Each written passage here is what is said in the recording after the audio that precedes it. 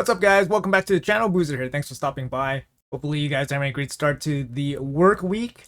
We're jumping into this. We got a little bit of Plarium news here. Apologies for being late and a little bit caught up in the morning, and then I had to go off to work. We also have CBC coming up, and I have a couple quick comments here about the current Deck of Fate. So let's start off with that. Let's start off with the Deck of Fate stuff. So we got the Deck of Fate going on. We got mythical relics. This is going to be the main prize from this deck. We do have a Primal Shard, Legendary Book, and a Void Shard. Now, this Deck of Fate will consist of pulling Soul Stones and training. Not a very easy Deck of Fate to complete. The Soul Stones are basically the same values. Sorry, this is 90. This is 90 per small one. It's going to be the same values as they normally are for non-champion versions of the Deck of Fate. Usually with the champion, these soul stones are a little bit less valuable, meaning that you pull more of them.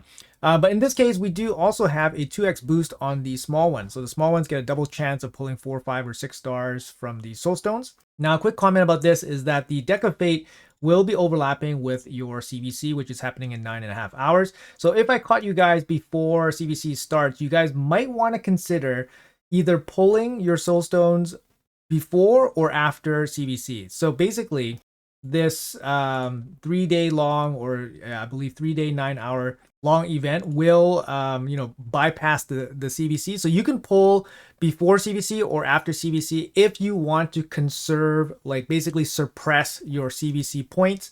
The way you do that, or the reason why you do that, is basically some clans, they like to kind of control the amount of points they have going into the next matchup. And this way, by kind of suppressing your points, you potentially could run into another clan with a lower point threshold. Now, that's not going to be a clear indicator that you run into a weak clan, because lots of clans do this, but it might give you a better chance at finding a clan that's not as strong for your future matchups. Or you can use the soul stones, pull the soul stones during the CBC and get some easy quick points, and then fulfill, get your milestone rewards and then duck out easily. So up to you what you want to do with the soul stones here. Generally 2x event for the small ones, pretty good. You pair that up with Deck of Fate. I would say some people would say the Deck of Fate is not super highly valuable. Partially agree. It takes about 444 mortal soul stones to get all of the rewards. That's quite a bit. If you factor, that 444 mortal soul stones into like a soul chase event, for example, you'll easily clear it. Even if it's not like 2x boosted or whatever, you'll probably easily clear it unless you get horrible luck. But you're getting a little bit more rewards in this deck compared to like a regular soul chase. So kind of up to you. It's not a bad time to pull, to be honest. And of course, we're thinking about Leonardo's event coming up within the next, 10 days or something. Most likely it's going to happen on the weekend. Most likely it's going to be shards. There's only there's only two spots where Leonardo's event could be. It's the weekend or it's on Monday, guys. That's about it. So most likely it's going to be shards for the weekend. So just an FYI. I mean, it could be shards and soulstone. That's something else that you guys might need to think about as well. But personally speaking, I'm probably going to pull during CBC. I don't have a lot of energy on this account because I spent it chasing the Marius missions. During the fusion, it had Spider, and I just chased it. And luckily for me, there was a Marius soul already waiting here for me. So there we go. We got it all started up, working towards that next 6-star Marius soul. So anyways, guys, let's jump into the player news here. Sorry for that little bit of ramble. Hopefully it was helpful for you guys looking to pull or not pull your mortal soul stones. We got a little bit of news here. We do have some progressive events happening for CBC. Generally, these are huge bait events, so I don't recommend pulling for them unless you are, a big spender, you got resources to spare. You like to gamble, I guess. But the odds of getting even a progressive event is very, very low. You're probably looking at 5% chance just to get one of the non-voids. For the voids, you're probably looking closer to about 17, 18%. So we have 2 days worth of events here. Both days have different champions. Let's take a quick look at the champions here. We have Admiral Black Tusk. He's from the Dwarf faction. He is the faction guardian, not faction guardian, but he's the faction unity champion here. The big thing about him is that he allows your team to be built in stone skin, which is kind of nice. Unfortunately, this stone skin is not the same stone skin as you get from the set bonus. Just keep that in mind. This guy's really nasty. He has a lot of control in his kit, and he's generally just a really strong support, especially for dwarf only like siege teams. He's very, very strong. Up next, we have Osgrin the Defiler, which is another dwarf here. He's basically like a Force Affinity Armans-ish type champion. His A1 is very similar to Armans. It's actually a little bit stronger. His A2 also a little bit similar to Armans as well. It does come with a buff and a turn meter pushback. Or a conditional stun. So it's very similar to Armans, but Armans is still more powerful on the A2. And then Osgron does have this really cool ally attack. It's increased attack and shatter. So it would have been nice if it was shatter crit damage, not increased attack, so you could use like other types of champions with him. But this is a really good ally attack here. And then this passive, it can be super, super nasty here. This passive means that he can probably basically kill most champions with his ally attack after he goes from the stun into the ally attack. And his active effect is actually really good too, because it instantly activates the A2 here. So turn meter steal, chance to strip, and then chance to stun. Very, very nasty passive here. 109 base speed. He's got speed in arena. It's very similar to Armans, like I said. If you pull him, he's a great champ for sure. After that, we have Uzel the Jade. So I guess we're doing a dwarf theme here. Sorry, that's not Uzel. That's not Uzel. Where is he? He's green as well. There he is, Uzel the Jade. So this guy works off of extra turn mechanics to basically juice him up. He has a humongous smack here. If he comes into this with a extra turn or instant turn, so it ignores Stone Skin and 100% of the target's defense. And it ignores shields, block damage, unkillable. So he can basically just delete anybody if you basically go into him with like Suzanne or something, like instant turn, right? He also has mechanics in his kit that gives him extra turns, so he can, have a better chance of getting this condition off. Unfortunately for him, he doesn't really have a way to stay alive, so he's still a, one of those squishy, high damage dealers that you kind of have to take care of. But yeah, he's very fun and entertaining when you pop this off against somebody really, really strong. And after that, we have Newt. Newt is also going to be up for grabs for this progressive event. He is a PvE king, one of the best fusions of all time. Possibly the best fusion of all time, I would say, possibly. I would say him and Armand probably up there. But I think Newt is probably even stronger, just how strong he is to deal with bosses. Whereas Armand's has more PvP use. And of course, he's super good against waves. But the fact that he just, like, Newt is just so great against bosses is just massive. So he has a triple hit here, 10% each against the bosses if you cap him out for his max HP damage, 30% off the boss right away with one ability, brings an AoE decrease attack, weaken with counterattack, and then his A1 very good against hard. Fire Knight makes him way, way more manageable. He's up for grab here in this progressive event. Lastly, we have Granite Doorkeep, one of the most recent fusions here. I got this guy on both my accounts and I built him out, and he's solid. He's actually very solid, guys. I mean, it's not like rocket scientist. It's not rocket science, right? To deduce from his kit that he's actually a solid champion. I think people's expectations from him was that, oh, this guy needs to hit hard, right? He actually doesn't need to hit hard. He just needs to be like a good support. He is a good support. Decrease defense, block buff, increase accuracy on a 3-turn cooldown, and then he brings shatter, increase crit damage as well on his A3. He can remove stuff with his A1. Yeah, just really, really solid. And his passive is actually really good at just basically keeping him going. I think overall expectation for him was that for him to hit really hard, but just gear him up as a support champion. Like I put him in my Titus team, and he instantly just boosted up the damage for my Titus team. He made things a lot easier. 2 extra buffs, or actually 3 extra buffs here as well. I put him in a 9-piece protection set, and he was very, very solid. So that is for the non-voice. So for the non-voice, I don't know. I mean, for myself personally, because I have Newt. For myself personally, I would take like either Osgron or the faction Unity champion, which would be amazing. But yeah, all these guys are cool. Like if you draw any of them, they'll be cool. For the Void champions, again, we're sticking to dwarves here. We got Arnorn the Shining. Now, I recently just pulled this guy. On this account. I'm really excited to, play him out a little bit. I just built him. I just mastered him. I think he's level 58, so he's just slow cooking in the training pit right now. But this guy instantly is my best void damage duker on this account. Massive. AoE, A3, ignore, increase defense, strengthen, And then this ability is just huge, pushing back the 50% turn meter, and it cannot be resisted. His A2 ignores 35% of the target's defense if they're under 2 or more buffs. It's a double hit. It's huge. Extra turn if it kills somebody. And his A1 also a double hitter with a scaling damage increase on the buff from the target. He also has this crazy passive here that catches people off guard all the time. His damage increases passively, and then he has an active effect here that when he takes a fatal damage, he places Stone Skin on himself, and then his A3 pops off without triggering the cooldown. So if you try to kill him, he puts Stone Skin on himself, he pops you with his A3, pushes turn meter back on you, and then that means he might get a turn before you get a turn, and then he comes back in here and does it again, and then you're dead. So he's really good. Void affinity damage dealer as well, so he's not going to weak hit and all that stuff. 1586 base attack is very solid. He's a great, PvP. I would say even PvE, like just wave clear. But yeah, great champion overall. Acrizia would be the next one here up for grabs. Now, Acrizia, she has max HP everywhere. Max HP damage A1, max HP A2, and then A3 as well. Bunch of AoE hits, very, very strong. Great boss killer still. She's void affinity, so no affinity issues. But honestly, with Marius in the mix, Marius is just kind of better in basically every area. And then Newt does more damage on a single hit. Over time, Acrizia probably outdamages Newt against bosses, but if you're just looking for one attack to go off, Newt does more damage. If you're not factoring in affinity. So she's kind of, dropped off a little bit in my opinion, just because, we have Newt, which is a fusion, and then we have Marius, which is a free mission champion. So not somebody I would necessarily chase for anymore. After that, lastly, for the Void Champions on day one, we have Tormund the Cold. Tormund the Cold was the Titan champion, I believe, last Christmas or 2 Christmases ago.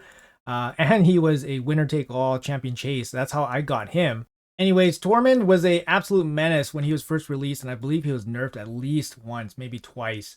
But nowadays, with Stone Skin and all that stuff, Stone Skin, Feral, obviously, he's just not effective anymore. Like, his passive allows the freeze to happen, but with Stone Skin around, it's just really, really hard to get him to be super, super effective. Like, if you wanted to counter speed teams that don't use Stone Skin, for example, or don't use Feral gear, then, maybe something like Calvalax would work, Hegemon would work as well.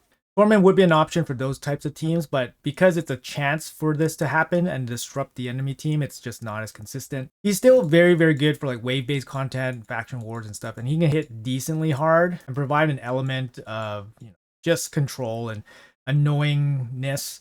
But yeah, he's just not going to be a super, super sought after champion. So from the Void champions, I would go with Arnorn for sure. And that's going to be day 1. So day 2 here, we got a couple of similar kind of mirror situation with the day 1. This time it's going to be Barbarians, it looks like. So we're going to jump into the Barbarian faction here for day 2. And the first champion up for grabs is the Unity champion, Dune Lord Gregor. Now, personally speaking, I've never play tested this champion, but I've seen this guy in action, obviously, in the event dungeon. The Croso one, I believe. And of course, faction wars and all that. This guy's super annoying. He places this provoke whenever he has attacked. Super, super annoying. He brings some team buffs here, brings some cooldown reduction, turn meter fill. What else does he do? Attacks all enemies, increased duration of all enemy buffs, decreased duration of all enemy buffs, and then increased duration of all ally buffs. Also places a shield. His A1 also places provoke.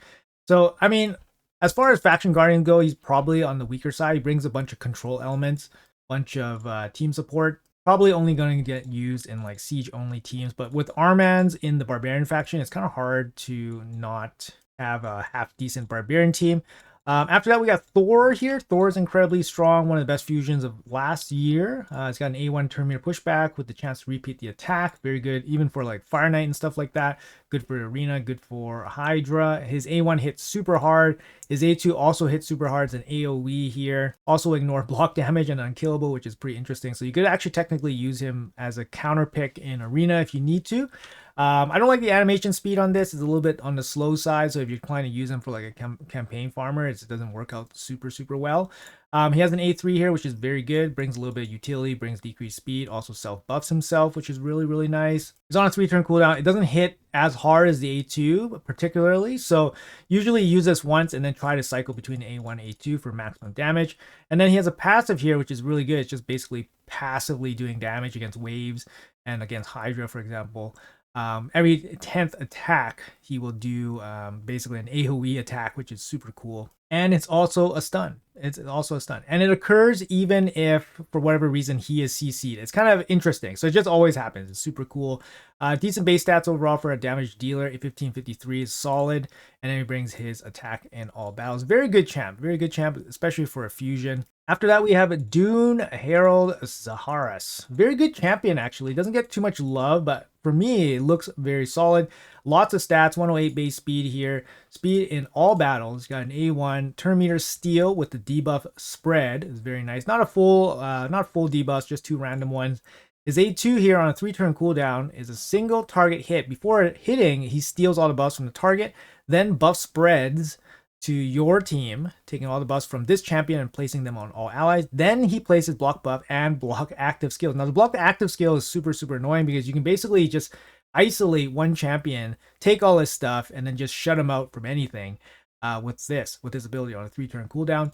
And then his A3 here places 1 intercept on a target ally and then places block debuffs and increase speed on everybody on a 3-turn cooldown. This is solid ability. Unfortunately, no turn meter boost or anything like that. Like if it had like, if this was like a 4-turn cooldown with a 20% turn meter boost, it would be pretty nuts. Like we're talking like better than Cfi's like A2 Whirlwind, right? But this on a 3-turn cooldown is still very solid here. And then lastly, his passive, just giving him a passive increased accuracy boost for the whole team is very nice. It's a 3-turn duration as well, which is very good for this buff. Also gets a little bit of a passive turn meter boost whenever a debuff on any enemy is removed, expires, or have its duration decreased. So this is going to happen quite a bit. Pretty cool champ.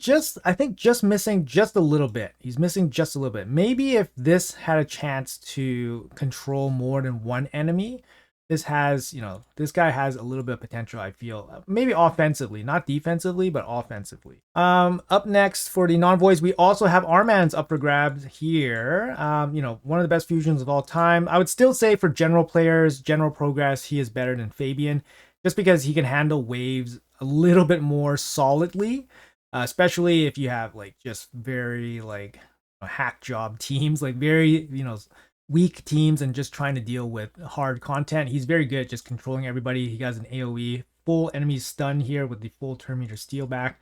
He has a single target, basically shut down skill with the sheep as well. And it's also a strip. His A1 also puts the enemy skills on cooldown for 2 turns.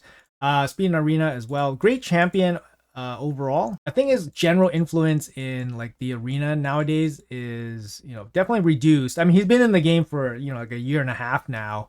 And I definitely think that, his impact was felt, and Plarium, definitely adjusted the meta so that they could kind of deal with him. Mainly the biggest thing to deal with Arman's is having the wand of submission on your champions to send back the stuns. You could also send back the sheeps as well. And a lot of times if you send it back, you really shut down the Armans.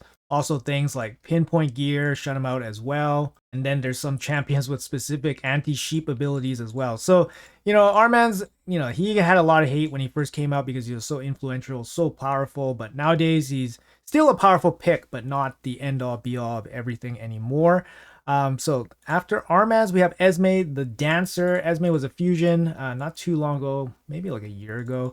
She brings an A1 here, which is really good, actually. Brings increased attack for all allies. So all she has to do is attack once, and then you get increased attack. That's pretty good. It's a nice buff on an A1.